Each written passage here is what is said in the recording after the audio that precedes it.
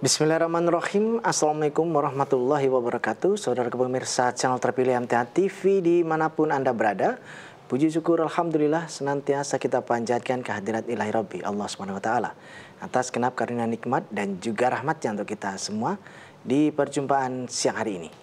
Kita jumpa kembali di program unggulan Hidup Sehat Alami, dan seperti biasa sudah hadir beliau Dr. Ibnu Ja'far Ma'ruf, Magister Medical of Science Akupunturis, yang nanti kali ini akan menyampaikan materi untuk kita bersama, yakni peran nutrigenomik melawan kanker.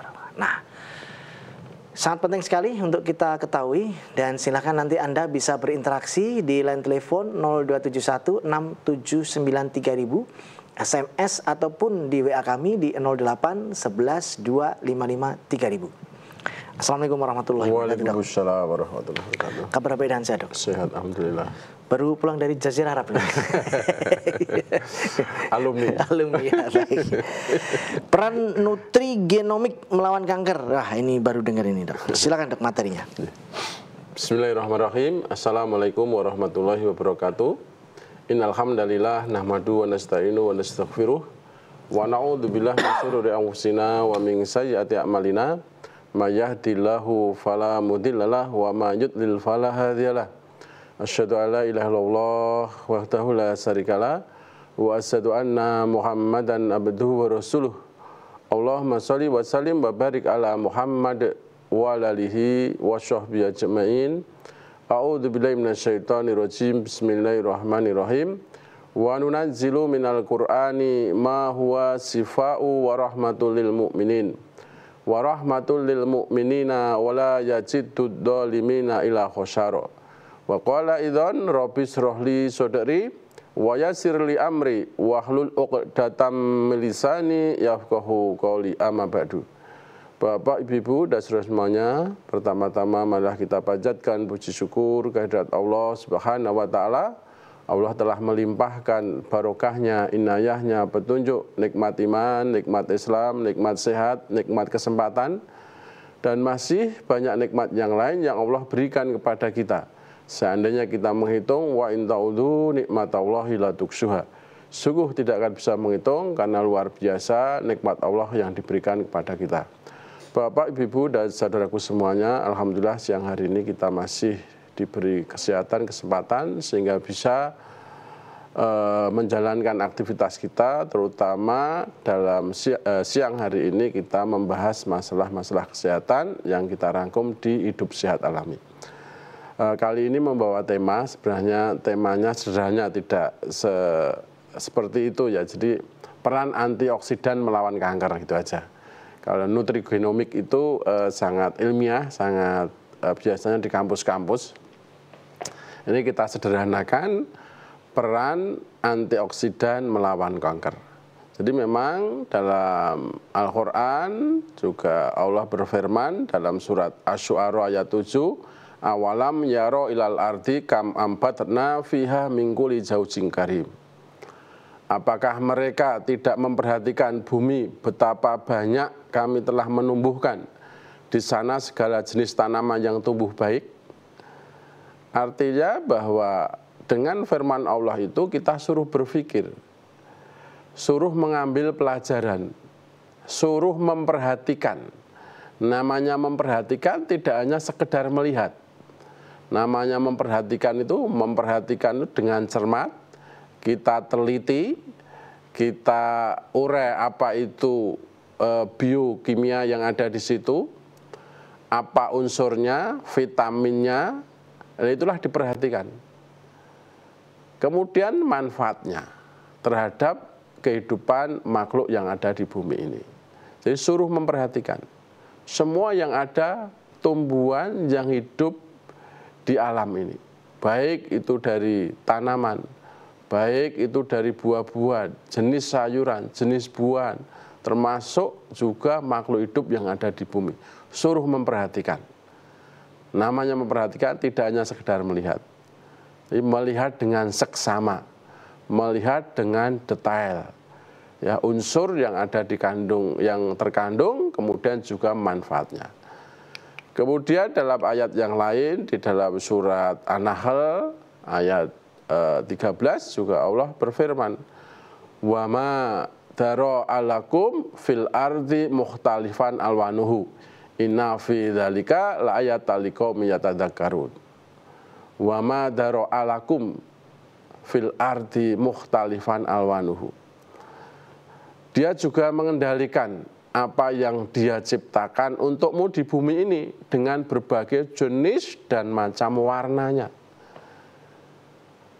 Semua jenis, semua macam warnanya yang ada di bumi ini dikendalikan oleh Allah untuk kemanfaatan makhluk hidup, ya, untuk keseimbangan bumi ini.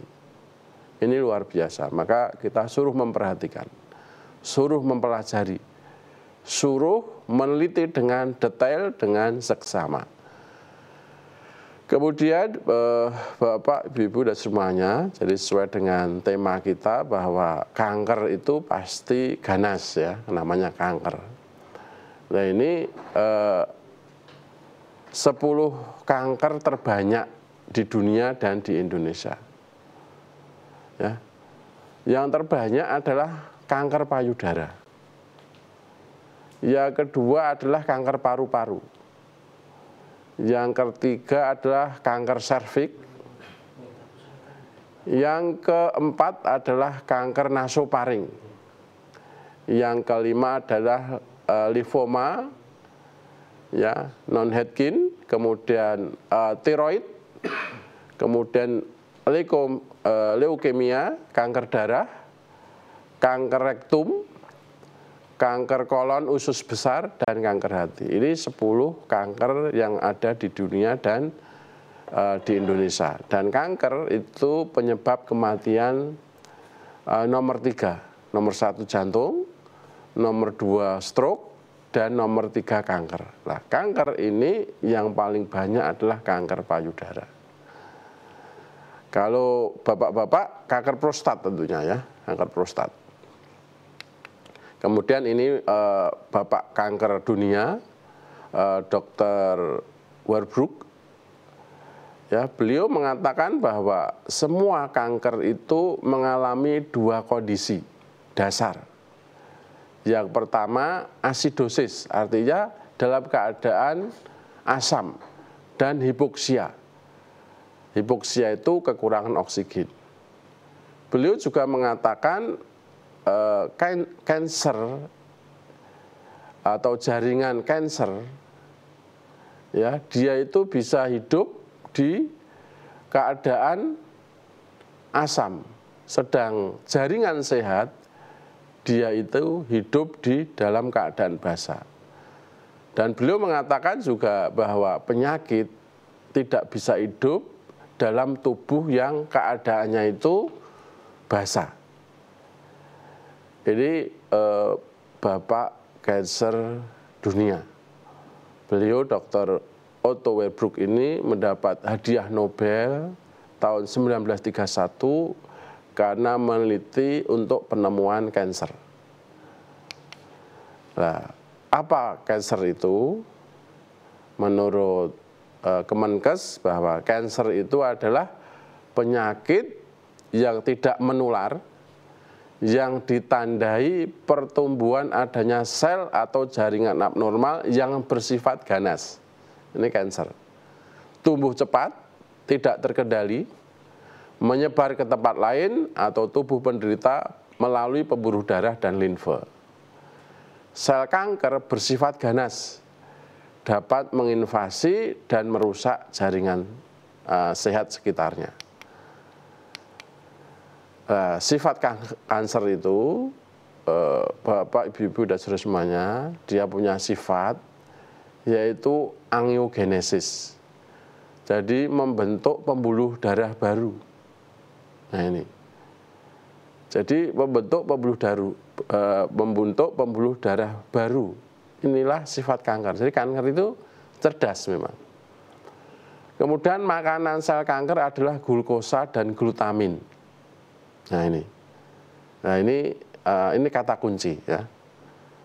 Nanti kalau kanker itu tidak mendapat glukosa, tidak mendapat gula, dan tidak mendapat glutamin itu dia tidak akan bisa hidup. artinya akan mengalami kematian sendiri atau apoptosis. Dan glukosa dan glutamin itu akan membentuk asam laktat. Nah, bentuknya asam, ya ini. Asam laktat. Nah, kondisi asam ini akan memacu pertumbuhan sel kanker. Nah, kondisi asam. Jadi sesuai dengan yang dikatakan oleh Dr. Werbrook.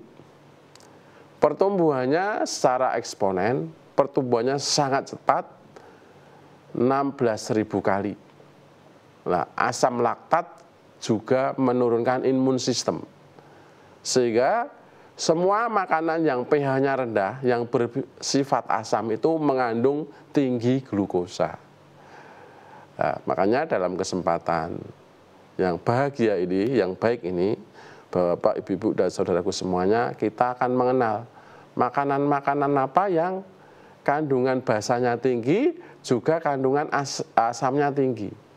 Nah, tentunya yang asam ini yang kita hindari atau kita batasi, sedangkan yang bersifat basa ini kita perbanyak. Itu otomatis sudah mencegah penyakit kanker. Nah, glutamin itu apa? Kalau glukosa tadi kan gula, yang manis-manis. Ya, yang manis-manis itu glukosa. Kalau glutamin itu adalah asam amino yang paling banyak ditemukan secara alami di tubuh manusia. Nah, di tubuh manusia itu sudah ada glutamin. Dan penggunaannya sesuai dengan kebutuhan sebenarnya. Nah, karena manusia itu stres, manusia itu mikir berat, bahkan depresi. Nah, sehingga produksi glutamin ini tinggi. Nah, makanya kalau orang yang stres, depresi, was-was, khawatir, itu gulanya tinggi dan tensinya juga tinggi. Nah, gula tinggi ini akan memicu timbulnya kanker. Maka pikiran harus rileks, pikiran harus santai, pikiran harus semangat. Nah, sebenarnya fungsi utama glutamin bagi tubuh sangat bagus ya, untuk namanya glutamin ini bagian daripada asam amino. Asam amino itu protein. Nah, protein ini fungsinya untuk membangun sel, untuk memperbaiki sel, untuk menumbuhkan sel baru, untuk remodeling sel asam amino itu.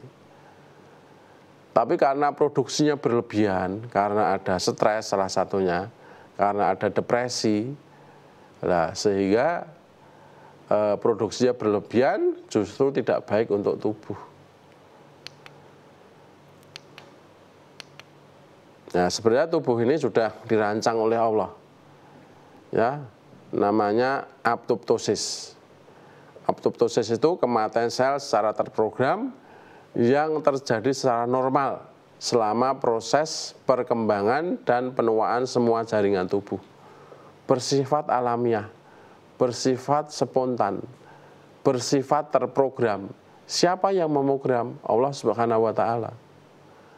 Merupakan mekanisme homeostasis seluler untuk memelihara populasi sel di dalam tubuh dan mekanismenya untuk pertahanan tubuh.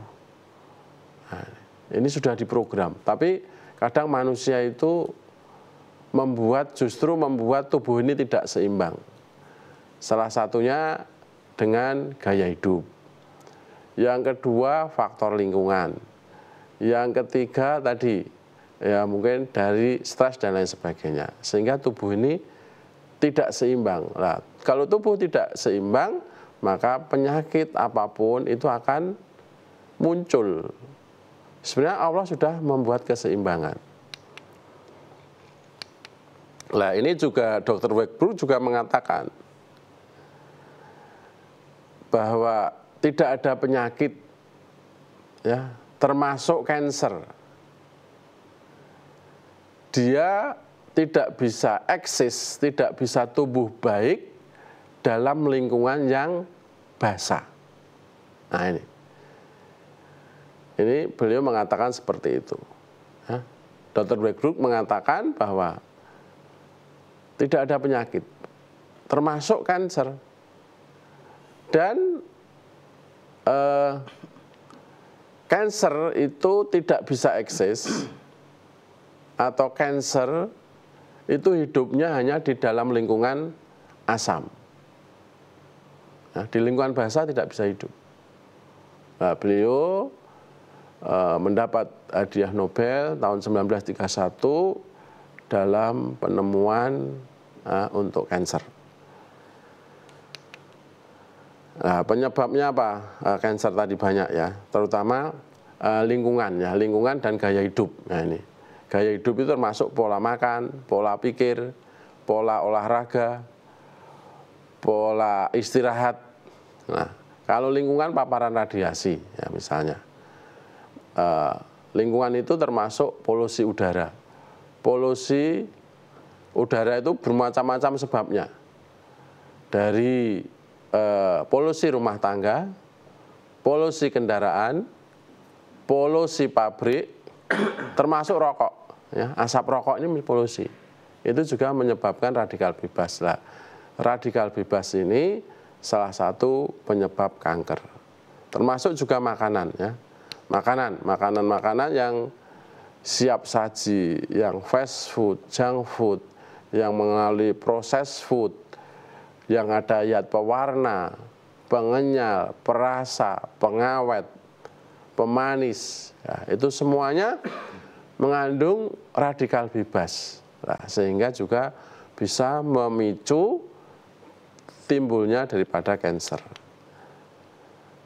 Nah, kemudian, ini jadi yang permasalahan akibat radikal bebas itu ternyata kemana-mana ya. Bisa kanker otak, bisa menyebabkan Parkinson, bisa menyebabkan katarak, bisa menyebabkan rabun, bisa menyebabkan kanker usus, bisa menyebabkan tekanan darah tinggi, bisa menyebabkan penyakit pada laki-laki dan pada wanita, termasuk CA cervix, kanker rahim, kalau laki-laki prostat, penyakit sendi dan lain sebagainya. Nah, untuk mengusir radikal bebas ini dengan makanan yang banyak mengandung antioksidan tadi. Nah, antioksidan tadi nanti bisa membebaskan radikal bebas. Radikal bebas itu suatu molekul, suatu atom yang elektronnya itu tidak berpasangan. Sehingga sangat reaktif karena elektronnya tidak berpasangan. Dia mencari pasangan, sangat reaktif sehingga merusak sel atau jaringan yang lain. Nah, maka di bawah ini makanan-makanan yang bersifat asam dan bersifat basa. Nah, mungkin di atasnya, mungkin kalau di monitor ya, coba yang atasnya, ya sip ini ya, ini ya. Jadi kita perhatikan, ini yang paling bagus pH-nya 7 sampai 10, yang harus kita batasi, kalau bisa juga kita hindari yang pH-nya 3 sampai 6. Ini kita batasi, kalau bisa juga kita batasi, kita kurangi dan kita hindari. Yang 7 sampai 10 ini yang pH 7 sampai 10 ini yang harus kita perbanyak. Apa saja itu? Banyak ya. Jadi yang pH 7 itu sejenis air ya, pH 7 itu. Ternyata air keran yang dimasak bagus. Air murni dari umbul atau dari sumbernya itu sangat bagus ya dimasak. Kemudian pH 8 ini, di situ ada apel, di situ ada nanas, di situ ada pisang, di situ ada tomat. Nah, ini semuanya bersifat basa. Dan istilahnya indeks glikemiknya, gulanya itu rendah. Gulanya rendah. Sehingga kalau kita itu sering makan makanan yang pH 7 sampai 10 ini, contohnya tadi apel, nanas, pisang, tomat, kaca kedelai, minyak zaitun, itu tubuh kita itu dalam keadaan basah. pH-nya 9, pir, anggur, terong. Nah, terong ini juga murah. Melon juga, mangga ini musim. Pepaya juga murah. Kacang hijau. Nah, yang pH-nya 10, yang hebat lagi, wortel, lemon. Ini jenis sitrus ya, sejenis jeruk. Ketimun, nah ketimun juga murah, wortel juga murah. Bawang bombay termasuk bawang putih, bayam, kobis, brokoli, nah, rumput-rumputan. Ini pH-nya 10. Yang pH-nya 3 apa? Ternyata minuman bersoda, minuman berenergi, minuman berkarbon, dan lain sebagainya. Ya, ini. Yang pH-nya 4 juga. Minuman-minuman ya, seperti bir dan lain sebagainya. Pasta. Kemudian yang 6 itu jus ya, jus buah. Memang buah itu paling bagus tidak di jus, paling bagus ya. Kalau masih gizinya itu masih lengkap, apa giginya maksud kami. Giginya itu lengkap, itu paling bagus dikunyah, tidak di jus. Ya. Kalau mungkin giginya banyak yang ompong, banyak yang tanggal, silahkan di jus. Jus buah, telur, teh, ya. Kemudian salmon. Nah, ini 6, sudah lumayan, masih lumayan. Jadi dulu Bapak-bapak, Ibu-ibu dan saudara semuanya untuk sekedar tahu biar kita lebih paham lagi tentang makanan, sehingga dengan makanan ini bisa sebagai obat. Dan dengan makanan ini bisa mencegah daripada kanker. Mencegah lebih utama, mencegah lebih mudah, mencegah lebih murah daripada mengobati. Al-wiqayatu khairu minal ilaj. Mencegah lebih baik daripada mengobati. Jadi itu Pak Tommy. Ya. Baik pemirsa, kami harapkan Anda bisa bergabung bersama kami di line telepon 02716793000, SMS ataupun di WA kami di 081125553000. Namun sebelumnya kita akan simak beberapa informasi dalam rangkaian jeda pariwara berikut ini.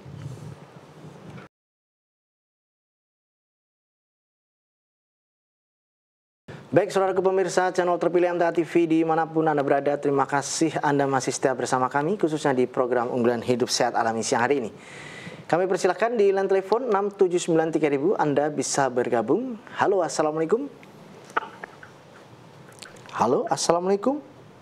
Waalaikumsalam warahmatullahi wabarakatuh. Ya, silakan Ibu Sri. Waalaikumsalam warahmatullahi wabarakatuh. Terima kasih. Assalamualaikum warahmatullahi wabarakatuh, dokter.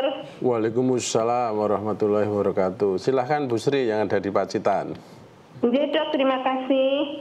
Begini dok, yang saya tanyakan, apabila kekurangan darah, apa bisa memicu kanker darah tersebut? Nah, apabila bisa memicu kanker darah tersebut, apakah yang harus kita lakukan? Mohon solusinya dan penjelasannya. Terima kasih. Assalamualaikum warahmatullahi wabarakatuh. Waalaikumsalam warahmatullahi wabarakatuh. Maksudnya HB rendah tadi ya, kekurangan darah itu maksudnya HB rendah. Apakah HB rendah bisa memicu kanker darah? Ya.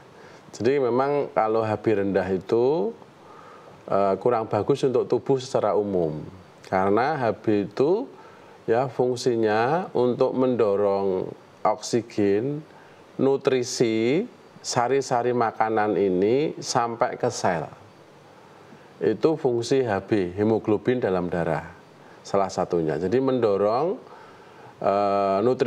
nutrisi makanan, baik itu vitamin, baik itu mineral, ya baik itu mungkin protein yang diubah menjadi asam amino tadi, karbohidrat diubah menjadi glukosa, lemak diubah menjadi asam lemak dan gliserol. Itu bisa sampai ke sel. Untuk memberi makan sel itu harus didorong dengan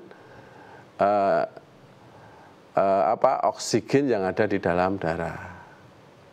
Nah, kalau Hb-nya rendah, berarti juga tidak bisa mendorong makanan, nutrisi, vitamin, mineral, dan semua makronutrien tadi ke sel. Sehingga sel ini kekurangan makanan. Kalau sel itu kekurangan makanan, maka tidak akan bisa membentuk jaringan yang sehat. Kalau jaringannya tidak sehat, juga bisa memicu organ ini juga tidak sehat. Makanya Hb ini harus diatasi, harus normal. Bisa dari makanan. Kalau memang ekstrim turun ya misalnya di bawah 8, itu harus transfusi darah. Ya, transfusi darah ini bisa mempercepat. Nah, makanan-makanan apa yang bisa memacu untuk Hb ini meningkat? Ya, ada 2 jalur, baik dari nabati maupun dari hewani. Dari nabati itu semua sayuran hijau yang berwarna hijau tua. Itu kandungan zat besinya tinggi. Ya, zat besi ini akan bisa meningkatkan daripada hemoglobin Hb ini.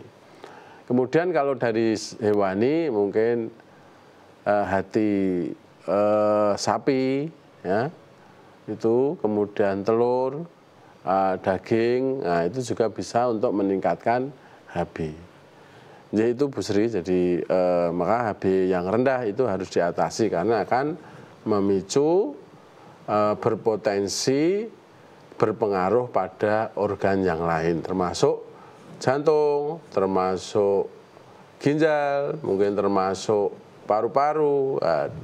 Tapi kalau Hb-nya sehat, insya Allah Hb-nya normal, insya Allah jaringannya sehat dan organnya juga sehat.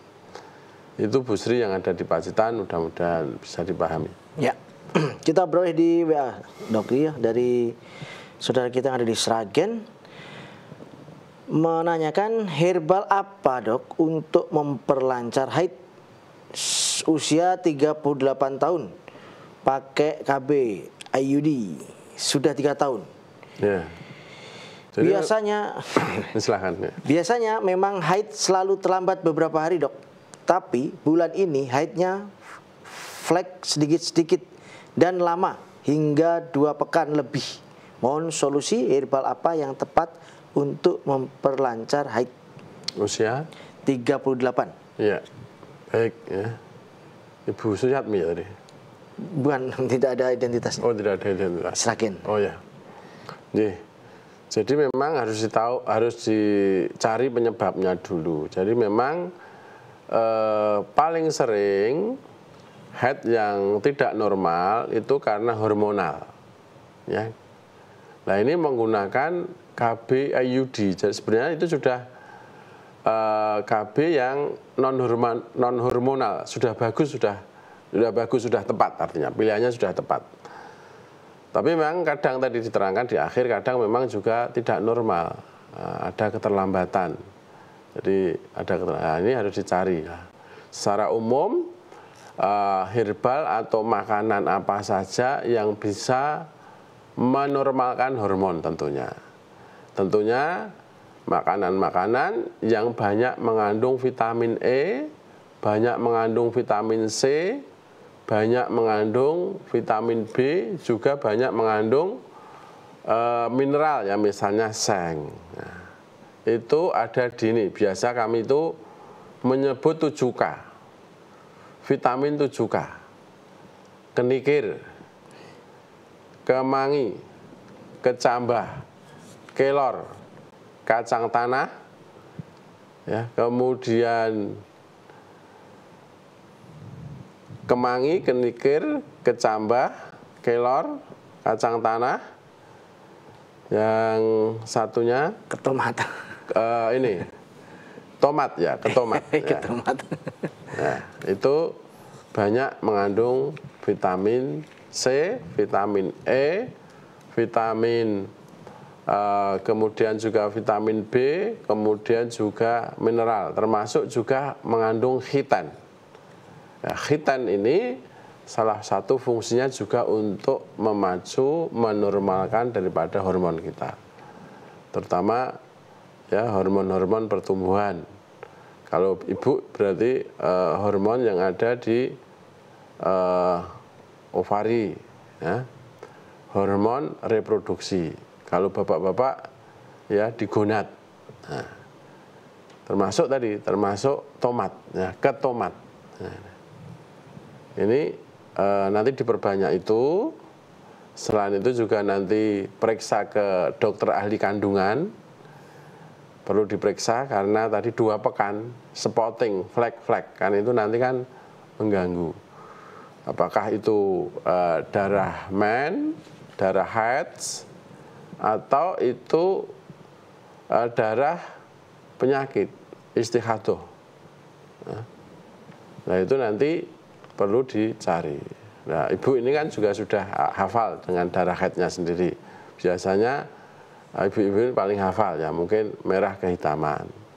Kalau ke-8, ke-7 kok darahnya tidak seperti biasanya, misalnya agak kekuningan, berarti ini darah istihadah, mungkin darah penyakit, maka perlu dikonsultasikan kepada ahlinya.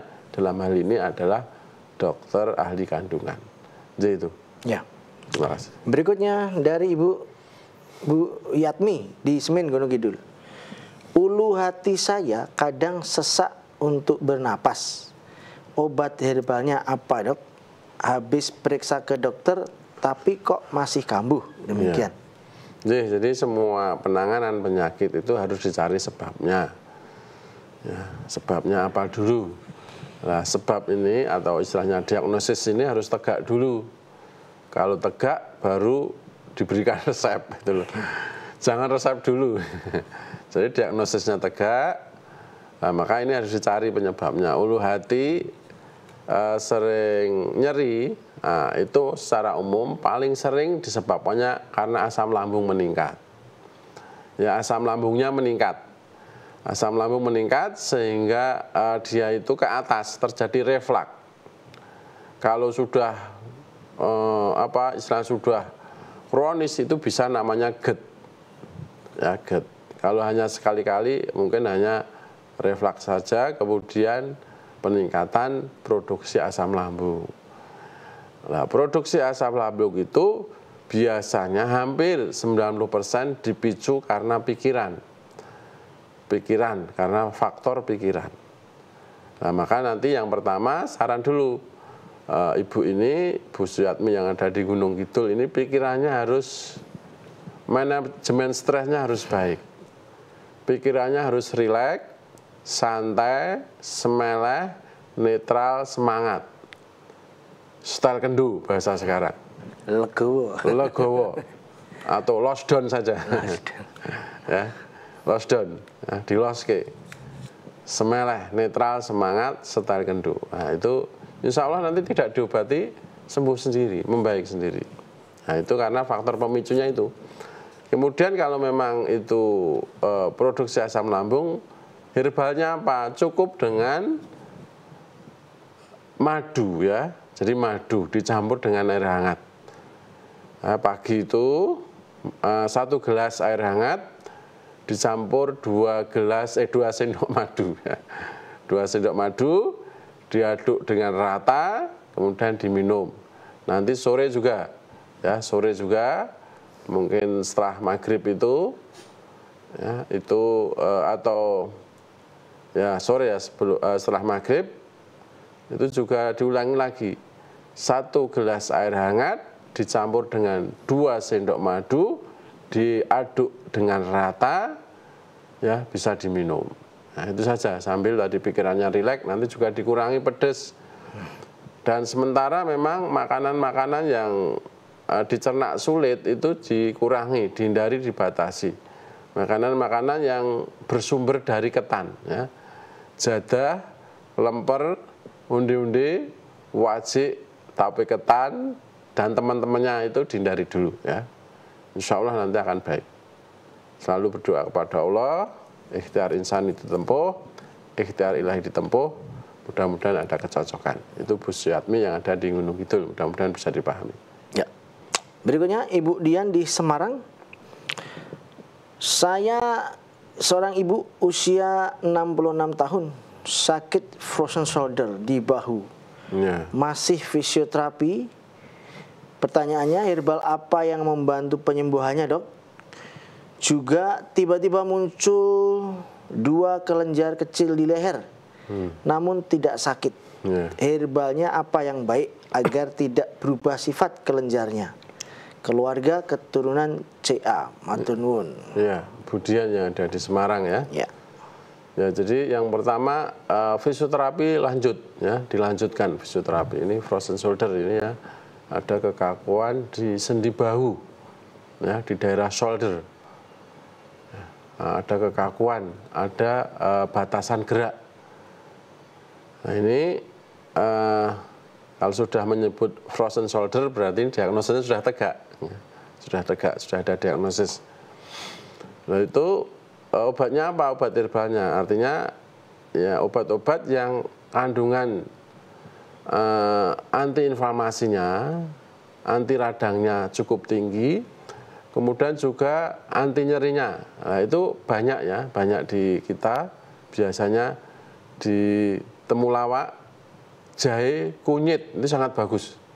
Ya, nanti bisa direbuskan, temulawak, jahe, kunyit, ditambah karena ada benjolan tadi, ditambah dengan 3 lembar daun sirsak. Jadi Bu Dian, mohon diperhatikan nanti bisa direbuskan, 1 ruas jahe, 1 ruas kunyit, 1 ruas temulawak, direbus dengan 3 gelas air, kemudian ditambah 3 lembar daun sirsak, direbus dengan 3 gelas air, dijadikan 2 gelas, diminum pagi dan sore. Ini sangat bagus ya, karena daun sirsak itu semua yang ada benjolan dengan daun sirsak itu akan bagus. Daun sirsak itu mengandung senyawa andriamisin ya. Ya, andriamisin ini salah satu zat untuk kemoterapi yang bisa menghambat pertumbuhan daripada DNA sel kanker. Atau doxorobisin, mengandung doxorobisin dan andriamisin. Nah, kedua zat ini yang biasa dipakai untuk kemoterapi yang ada di ya daun sirsak. Nah, bawahnya mungkin di ya ini ya. Nah, ini sangat bagus ya, zat aktif yang ada di daun sirsak. Jadi itu Ibu Dian nanti bisa dipraktekkan, dan ini apa untuk bisa biar juga cepat sembuhnya, menghindari dingin dan angin. Tidur di lantai, kipasan, minum es itu dikurangi. Boleh ditaruh di kulkas, mau dimakan, diminum, dikeluarkan 1 jam. Kemudian olahraga yang paling baik renang untuk frozen shoulder ini. Selain gerakan-gerakan yang sudah dilatih dari ahli fisioterapi, dipraktekkan, dijalankan dengan tertib, disiplin, istiqomah, kemudian juga dibantu dengan renang. Ini akan mempercepat penyembuhan. Itu Bu Dian yang ada di Semarang, mudah-mudahan bisa dipahami. Baik. Satu lagi, Dok, dari saudara kita yang ada di Karanganyar, menanyakan terkait makanan dalam mengkonsumsi khususnya nasi. Dalam sehari berapa atau sekali makan berapa, Dok? Ya. Jadi kebutuhan energi tiap orang itu berbeda. Ya, kebutuhan energi. Kan nasi itu adalah sumber glukosa, sumber energi yang terbaik. Nasi itu untuk orang Jawa. Nah, ini tinggal tergantung pekerjaannya. Kalau petani ya, karena petani itu selalu di sawah, di ladang. Nah, itu mungkin porsinya berbeda dengan orang kantoran. Berbeda dengan ya mungkin nelayan. Berbeda dengan ASN misalnya, kan karena orang kantoran. Ya, paling bagus ya kalau menurut ini secara umum ya, rekomendasi yang terkini yang terakhir ini, makan sehat, gizi seimbang, isi piringmu itu nasi itu 1/4 daripada piring. Kalau piring itu kita bagi 1/4-nya nasi, setengahnya itu sayuran, dan seperempatnya lagi lauk. Nah, seperempat lauk ini dibagi dua, lauk hewani dan lauk nabati. Lah, buahnya di mana? Buahnya untuk camilan. Camilan antara makan pagi dan makan siang itu buah.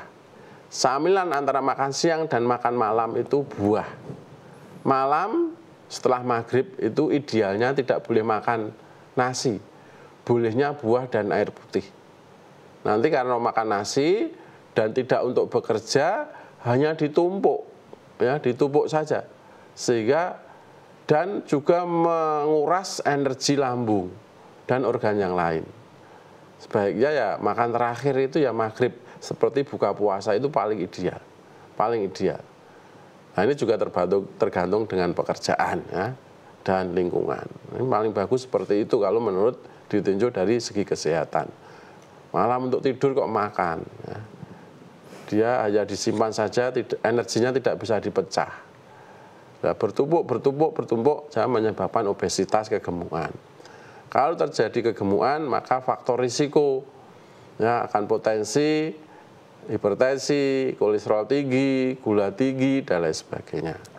Maka sekali lagi, rekomendasi yang terakhir, makanan yang ideal, isi piringmu itu, satu piring itu kita bagi, ya, separuhnya adalah sayur, seperempat nasi, dan seperempatnya lauk. Nah, lauk ini seperempatnya dibagi dua, berarti 1/8 itu lauknya hewani, 1/8 lagi lauknya nabati, ya, hewani dan nabati. Kemudian buahnya untuk camilan, ya, untuk camilan. Ya, mungkin sebelum makan buah dulu bagus, ya, sebelum makan buah dulu. Nanti antara makan siang, makan pagi dengan makan siang buah lagi. Antara makan siang dan makan malam buah. Nah, seperti itu kalau kita jalankan secara istiqomah, ya, kemudian disiplin, teratur, insya Allah akan sehat. Jadi itu Bapak yang ada di Karanganyar, mudah-mudahan bisa dipahami dan bermanfaat. Ya. Baik Dok, sekiranya di kesempatan kali ini kita akhiri, kita nantikan pelajaran berikutnya insya Allah. Insya Allah. Assalamualaikum warahmatullahi wabarakatuh. Waalaikumsalam warahmatullahi wabarakatuh. Baik saudaraku pemirsa channel terpilih MTA TV dimanapun Anda berada, demikian tadi telah kita simak dan ikuti bersama program unggulan hidup sehat alami. Kita jumpa kembali di kesempatan mendatang. Saya Tomal Fatoni pamit undur. Assalamualaikum warahmatullahi wabarakatuh.